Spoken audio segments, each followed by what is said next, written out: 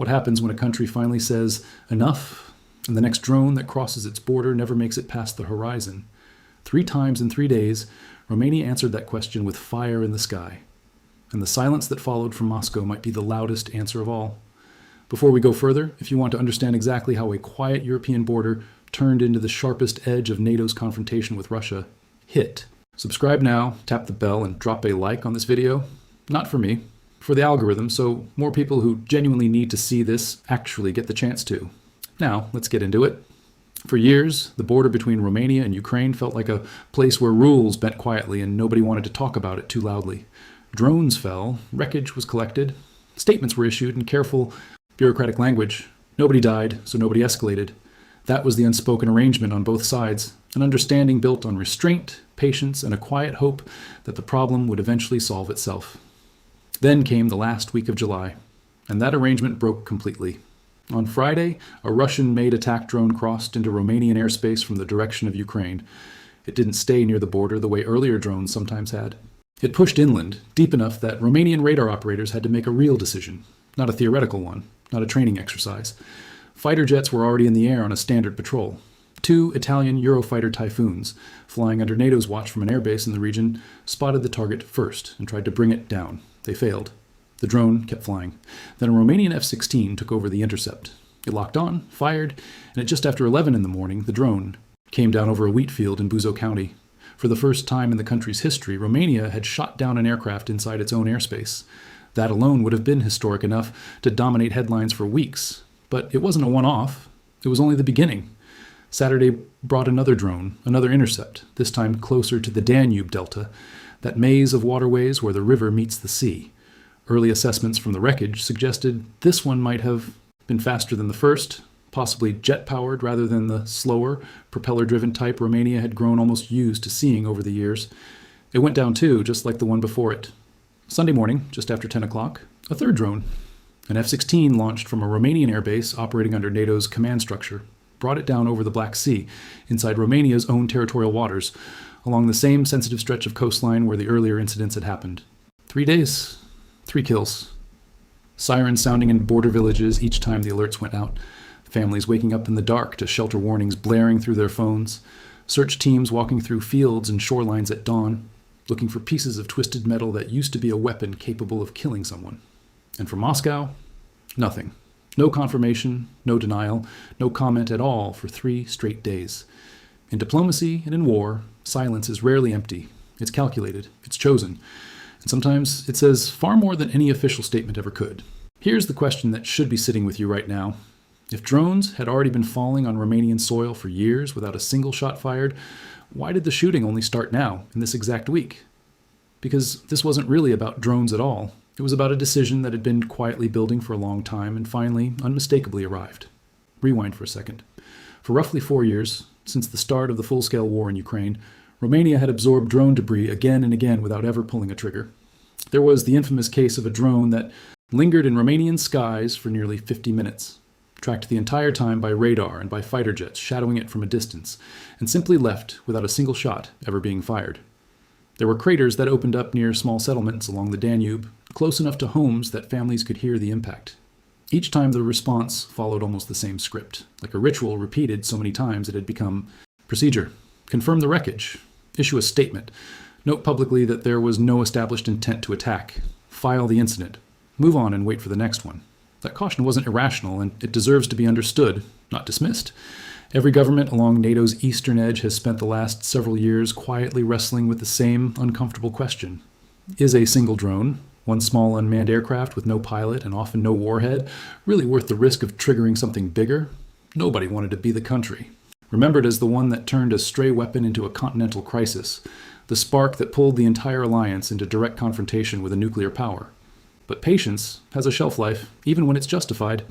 And inside Romania, the political and military leadership had spent months quietly rewriting the rules of engagement behind closed doors, giving pilots clearer legal authority to fire the moment a threat genuinely crossed the line, rather than waiting for permission that might come too late. That groundwork, built slowly and carefully over months of internal debate, is what made these 3 days possible. The legal barrier had already been lowered well before July even began. What changed wasn't the law on paper. What changed was the will to actually use it, to 3 times in a row, without hesitation, without waiting for a fourth incident to prove the pattern was real. To understand why this moment landed the way it did, you have to go back further, to a single night in September that quietly changed how the entire alliance thinks about its own sky. In the early hours of September the 10th, during a massive Russian drone assault aimed at targets inside Ukraine, close to 20 of those drones drifted across the border into Polish airspace. This wasn't ambiguous. It wasn't a single stray weapon that could be explained away as an accident. It was a wave, a swarm large enough that ignoring it simply wasn't an option. NATO responded with one of the largest live air defense operations in its modern history. Polish F-16s scrambled into the sky. Dutch F-35s joined them. German Patriot missile batteries activated. Aircraft from multiple allied nations coordinated together for the first time in a real live engagement against genuine threats over alliance territory, not a training simulation. It worked mostly. Most of the drones were successfully destroyed before they could cause serious damage. But that night also exposed something deeply uncomfortable, something that would echo through every decision made in the months that followed. One missile, fired by a Polish jet aiming at a drone, missed its intended target, and instead came down on the roof of an ordinary house in a small town. Nobody was killed that night, thankfully, but the message landed hard anyway. Even a successful, well-coordinated defense carries real risk, real cost, and real danger to the very civilians it exists to protect. There was another detail from that swarm worth sitting with carefully, because it reveals something important about the strategy behind it. Investigators later discovered that many of those drones weren't even armed. No explosive warheads at all. The goal that night wasn't destruction, it was observation, it was measurement. How fast do the radar systems wake up? How many minutes pass before which specific jets get airborne? How does each individual capital react, and how quickly? That night, the word test stopped being a vague metaphor used by analysts on television. It became a literal documented description of what had just happened. Poland invoked Article 4 of the NATO treaty that night, a formal mechanism that allows any member state to request urgent consultations with the rest of the alliance when it believes its security is genuinely threatened. Days later, NATO launched a dedicated operation to reinforce the entire eastern flank with additional aircraft and air defense systems, pouring resources into the region from Denmark to France, from Germany to Italy. And the probing didn't stop with Poland. Just days afterward, that Romanian drone incursion happened, the infamous 50-minute flight where nobody fired a single shot. A week after that, 3. Russian fighter jets flew through Estonian airspace for 12 full minutes.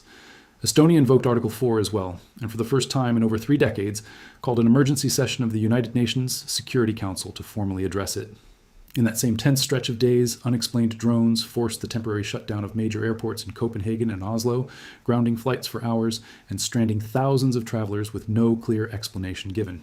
Looking back now, with the benefit of a little distance, all of it reads less like a random string of unrelated accidents and more like a single, coordinated pressure campaign running the entire length of NATO's eastern border, from the Baltic Sea all the way down to the Black Sea, testing reaction times, city by city, testing political resolve, capital by capital, testing whether an alliance built on unity would actually hold together under sustained, deliberate stress.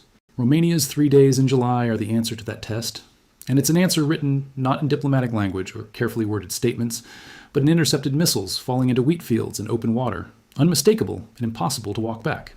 If you're starting to see how these pieces connect, a drone here, a jet incursion there, a shutdown airport somewhere else entirely, you're seeing exactly what NATO's military planners have been quietly mapping out for months behind closed doors. This is bigger than one border, bigger than one country's airspace. Stay with me, because the next part explains exactly why Romania, out of every possible location along that flank, became the place where this pressure finally broke. Before we go deeper, let me ask you something honestly. Are you the kind of person who actually wants to understand what's happening in the world, piece by piece, rather than just reacting to whatever headline scrolls past on your phone? If that's genuinely you, this channel is built for exactly that kind of viewer. Subscribe if you haven't already, and if this video is helping connect the dots for you in a way most coverage doesn't, share it with one person who'd find this exact kind of breakdown as fascinating as you clearly do. It genuinely, meaningfully helps a channel like this one grow. Now let's talk about geography, because geography quietly explains almost everything happening here. Look closely at a map of the border between Romania and Ukraine. It stretches for roughly 650 kilometers, and the single most sensitive stretch of all is where the Danube River finally meets the Black Sea in the Delta region. On the Ukrainian side of that river sit several port towns that have become absolutely critical to Ukraine's grain exports, especially after traditional shipping. Routes through the wider Black Sea became far too dangerous following the invasion. Russia has been relentlessly striking those ports with drones, night after night, month after month, for a very long time now. Here's the uncomfortable part of the geography. In some places along that stretch, the physical distance between those Ukrainian ports and Romanian soil, NATO soil, protected under Article 5, is measured in a few hundred meters, not kilometers, meters. When explosions and anti-air fire light up the night sky over those ports, people living in Romanian villages on the opposite bank hear every blast, feel the shockwaves through their windows, and sometimes get struck directly by falling debris from a war that technically isn't supposed to be happening on their side of the water. In practical, lived, human terms, the concept of the other side of the border barely exists during those strikes. For years, the overwhelming majority of drones entering Romanian airspace were quietly explained away as accidental spillover, weapons with damaged or jammed guidance systems, or flight paths thrown slightly off course by electronic warfare, drifting a little too close to Romanian territory purely by accident during a strike aimed at the Ukrainian side. That explanation becomes genuinely harder to accept every single time it happens again, proving deliberate intent behind any one individual drone is nearly impossible, and honest analysts will always admit that. But when the exact same routes, the exact same delta, the exact same pattern 3 days in a row, the explanation starts to feel far less like unfortunate coincidence and far more like something closer to deliberate probing. And here's what makes the second incident during those 3 days particularly important to understand. Early assessments suggested it might have involved a jet-powered airframe rather than the slower, propeller-driven type. Romania had grown accustomed to intercepting over the years. Against a slow drone, defenders typically have several minutes to react, assess, and respond. Against something moving at jet speed, that window shrinks down to mere seconds. If someone out there is deliberately testing exactly how quickly Romania and its NATO allies can respond under pressure, setting a faster, harder target is precisely how you would go about raising the difficulty level with intent. Whether these specific drones represent deliberate probing or genuine accidental spillover almost stops mattering at a certain point, because the practical outcome for Romania lands in exactly the same place either way. Weapons are crossing into NATO airspace repeatedly along the same corridor, and Bucharest's new, firmer response has made the entire question of intent nearly irrelevant going forward. Whoever sends it, and for whatever underlying reason, if it crosses that line, it now gets shot down. No lengthy investigation required first, no 50-minute grace period, no waiting. There's an economic dimension buried inside all of this too, one that rarely gets discussed with the seriousness it deserves. The Danube corridor and Romania's major Black Sea port of Constanța have become absolutely essential gateways for Ukrainian grain reaching global markets, feeding countries far beyond Europe's borders. Every single explosion in that delta sends a measurable ripple through the entire supply chain, affecting shipping insurance premiums, barge traffic schedules, and delivery timelines that ultimately determine food prices thousands of kilometers away. When Romania defends its airspace with this level of new seriousness, it isn't only protecting its own sovereign territory, it's actively protecting a critical piece of the world's food logistics chain that happens to run directly through its own backyard. Now zoom out even further, because Romania's precise position on the map makes it far more strategically important than a typical, quiet NATO member sitting comfortably on the sidelines of this war. Romania has spent recent years steadily building a genuinely capable air force, taking on dozens of F-16 fighter jets previously operated by other NATO countries like Portugal and the Netherlands, with concrete plans already underway to eventually transition toward the newer, more advanced F-35. Its main airbase is on a clear trajectory to become one of the largest NATO installations anywhere on the entire continent. What happened this week, Italian jet and a Romanian jet engaging the very same target together in real time, wasn't a random coincidence of scheduling. It was the first live, real-world rehearsal of exactly the kind of joint, multinational, deeply integrated air defense system NATO has been quietly trying to build across its entire eastern flank for years. Then there's Moldova, sitting just beyond Romania's western border, and this is precisely where the stakes get personal for the entire surrounding region. In the very same days that Romania was actively shooting down drones over its own territory, Romania's president stood publicly alongside Moldova's president at a major summit in Paris, discussing formal security guarantees for the region. Moldova has spent years quietly absorbing pressure from Russia in forms far less visible than falling drones, winters of energy price manipulation used deliberately as political leverage, disinformation campaigns timed carefully around sensitive election seasons, and simmering political instability deliberately stoked in sensitive border regions like Gagauzia. And just east of the Dniester River sits Transnistria, a breakaway region that has hosted Russian troops for decades, technically labeled peacekeepers on paper, but functionally representing a permanent, entrenched Russian foothold sitting well inside Moldova's internationally recognized borders. Moldova simply doesn't possess the military strength required to deter that kind of sustained pressure entirely on its own. Its real practical protection has always come from geography, from Ukraine's continued resistance holding the line to the east, and from Romania's firm control over its own skies to the north. When Bucharest finally pulls the trigger on a Russian drone crossing its border, that message travels instantly and unmistakably to Moldova's capital as well, and there it lands not as a threat, but as reassurance, as a deep, quiet breath of relief. Then there's the Black Sea itself, vast and strategically vital. Ukraine's naval drone campaign has already successfully pushed much of Russia's traditional fleet further east, away from the more contested western coastline entirely. Grain shipping routes have naturally shifted closer toward that safer western shore as a direct result of that pressure. Turkey, Romania, and Bulgaria have quietly built something very close to a genuine, functioning security partnership in response to this new reality, coordinating closely on mine clearance operations and joint patrols across shared contested waters. It has become an unofficial but deeply felt lesson of this entire war for every coastal nation watching closely. If a larger outside naval power isn't reliably coming to guarantee your safety, the countries actually sitting along the shore have to weave that security together themselves out of necessity rather than choice. In this bigger picture, Romania's airspace isn't just a border on a map. It's the forward edge of NATO's entire presence along the western rim of the Black Sea. So when people casually ask why Romania's decision to shoot down 3 relatively cheap drones actually matters on a global scale, this is the real, complete answer. It was never really about 3 individual drones. It's about Romania, Moldova, and the entire Black Sea coastline all sitting together along the exact same fault line, and one country, finally, decisively deciding that this line would no longer be tested for free. Here's the part that matters most of all, though, the part about what genuinely changed inside NATO's collective thinking this week. For roughly 4 years, the unwritten rule governing the eastern flank read something close to this. Watch it closely, escort it carefully, try to push it back out gently, and treat actually shooting it down as a last resort so extreme it was barely even spoken about openly in official briefings. That deep caution had entirely real, entirely legitimate justification behind it, genuine fear of accidentally triggering a much wider war, the physical risk of wreckage falling directly onto populated civilian areas, and the deeply uncomfortable underlying question of whether a single cheap drone was truly worth the enormous political weight that comes attached to any shoot-down. That long-standing doctrine cracked for the very first time over Poland back in September, but Poland's dramatic response was carefully framed both publicly and privately as an exceptional, one-night reaction to an unusually large and clearly hostile swarm, not as a new permanent policy.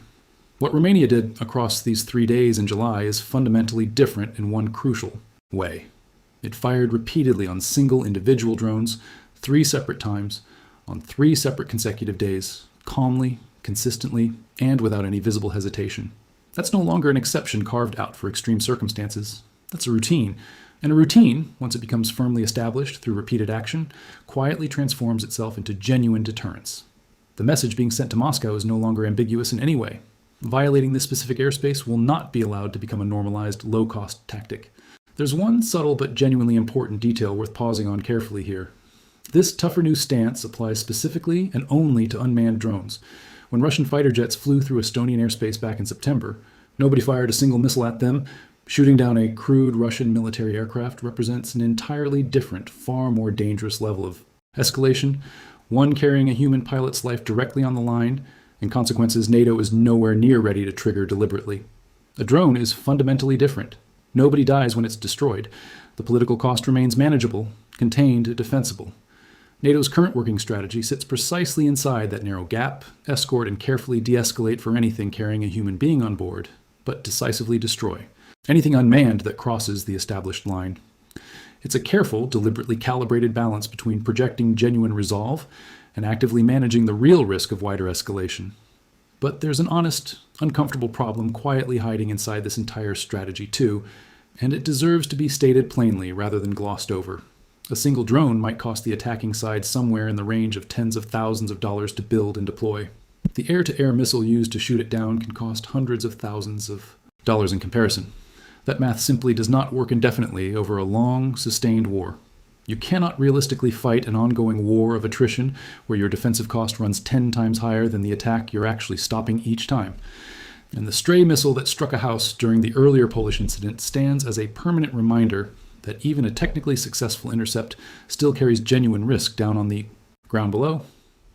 The real, long-term solution currently being seriously discussed across European defense ministries is a layered, far cheaper anti-drone shield, sensor networks spread across borders, electronic jamming systems, and low-cost interceptor drones specifically designed to bring down other drones without burning a small fortune every single time. What Romania has done across these 3 days should ultimately be understood as the expensive but genuinely necessary bridge holding the line firmly in place while that cheaper, more sustainable system gets properly built. It's buying critical time, not solving the underlying problem permanently. If this kind of deep, carefully connected analysis is exactly what you come to this channel looking for, do me a genuine favor and hit that subscribe button right now before you forget. And if you've made it this far into the video, you clearly care about understanding this properly rather than skimming a headline. So take just 10 seconds and share it with someone who'd rather understand the real, complete picture than scroll straight past another surface-level headline. It makes a real, measurable difference for a growing channel like this one. Now let's look north, because everything that just happened in Romania is about to face its next real test somewhere else entirely. At the center of the northern flank sits a small but extremely heavily armed piece of Russian territory called Kaliningrad, squeezed tightly between Lithuania and Poland on the map, packed with sophisticated missile systems and advanced electronic warfare equipment.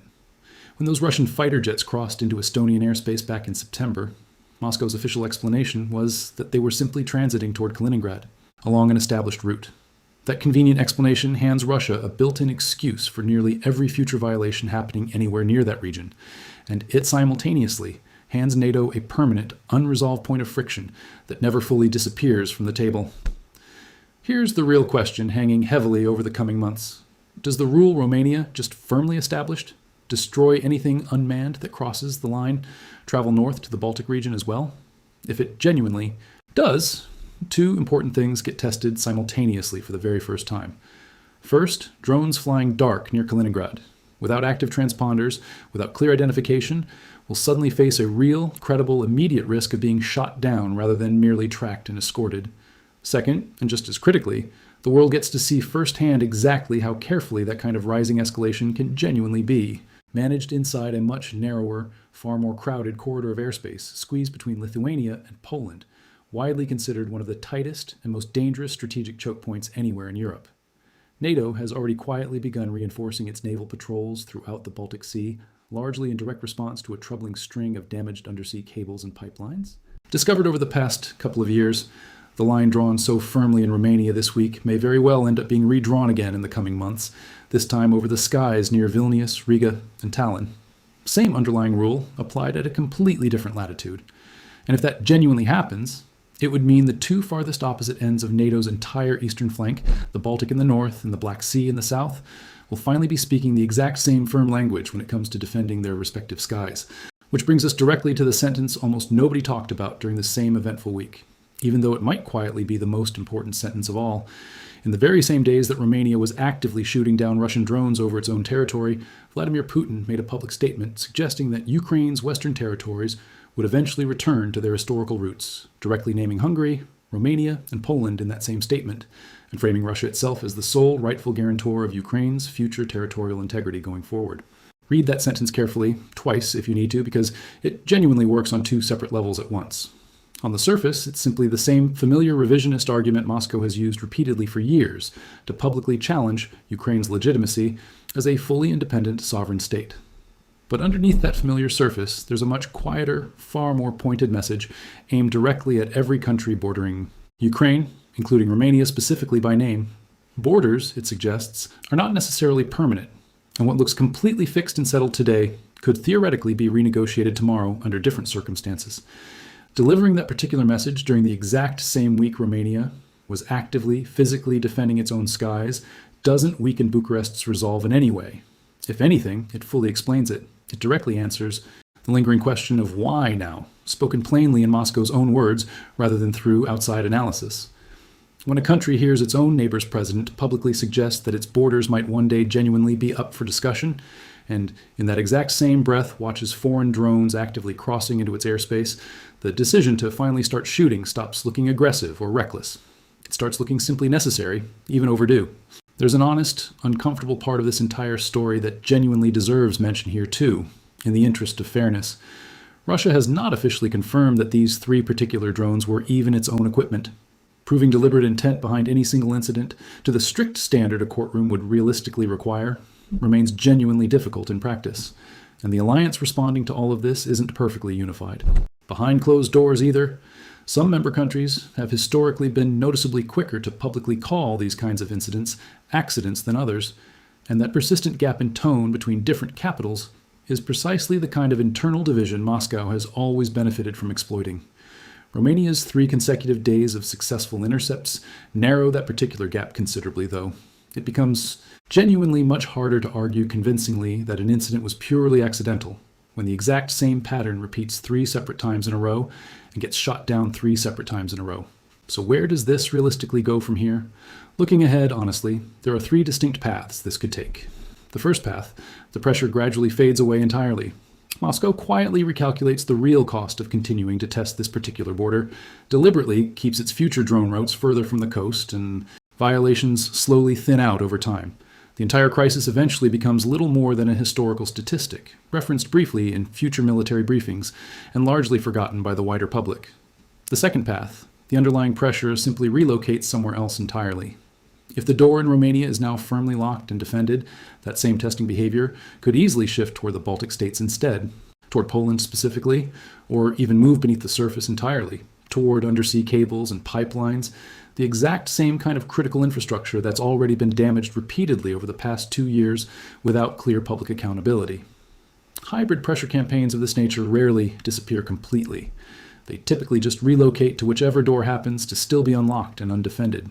The third path is the one almost nobody genuinely wants to say out loud but needs to be acknowledged honestly: continued escalation. Larger, denser drone swarms, deployed together. Faster, jet-powered airframes specifically designed to outrun current response times and reaction windows. And somewhere further down that darker road, the real nightmare scenario that keeps military planners awake at night: a piece of wreckage eventually landing not in an empty, harmless wheat field, but directly in a populated town, instantly turning a contained military incident into a devastating human and political catastrophe overnight. Whichever of these 3 paths ultimately unfolds in the coming months, one crucial thing has already permanently changed regardless. The initiative in this entire ongoing standoff no longer sits entirely and exclusively with Moscow anymore. For 4 long years, Russia effectively set the terms of this quiet border war, testing freely at will, absorbing almost no meaningful cost whatsoever for doing so.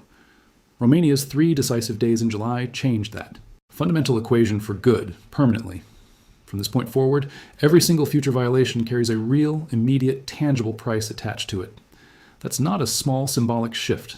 That's the entire underlying logic of this conflict, rewritten in just 72 hours. For 4 long years, the established pattern along NATO's entire eastern flank, read almost like a fixed script performed over and over. A weapon enters. Jets scramble urgently into the air. Everyone anxiously waits and holds their breath. Wreckage gets collected carefully afterward. A formal diplomatic note gets written and filed, and life quietly moves on until the inevitable next time. This week, the ending of that long-running script finally changed. Now it enters, and it gets shot down immediately. That's the entire shift in one simple sentence, and it's genuinely enormous in its implications. Here's the bigger, complete picture worth sitting with carefully as we close this out together.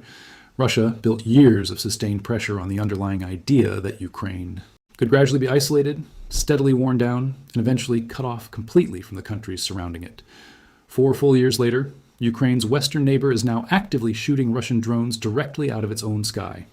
Its northern neighbors are actively combining their air defense systems into a single, unified shield stretching across borders. And the 2 farthest opposite ends of the entire alliance, the Baltic region and the Black Sea region, are now speaking the exact same firm language when it comes to defending their respective airspace. If this entire campaign was ever genuinely meant to fracture NATO's eastern edge and pull it apart, it appears to have produced precisely the opposite result instead. The flank didn't weaken under sustained pressure. It fused together more tightly than before. What happens next will become visible through 3 simple, watchable signs. Watch closely whether the next violation happens again along that exact same Danube corridor. Watch whether Romania's response comes just as fast and just as decisively the next time it happens. And watch carefully whether Moscow finally breaks its prolonged silence on this matter, and if it genuinely does, listen closely to which sentence comes first out of the gate. A flat denial, an accusation of pure accident, or something that sounds considerably closer to an open threat. The line has now been drawn clearly, publicly, unmistakably, 3 separate times in 3 separate days. The only real question left standing is who steps close enough to that line next, and what genuinely happens the very moment they do. If this video helped you actually understand what's truly happening along that border, rather than just reacting emotionally to another scary headline scrolling past, that's exactly why this channel exists in the first place. Subscribe now, share it with someone who genuinely needs the real, complete picture, and let me know, down in the comments below, do you think Romania just permanently stopped this entire pressure campaign? Or do you think it simply moved somewhere else along the flank instead? I'll see you in the very next one.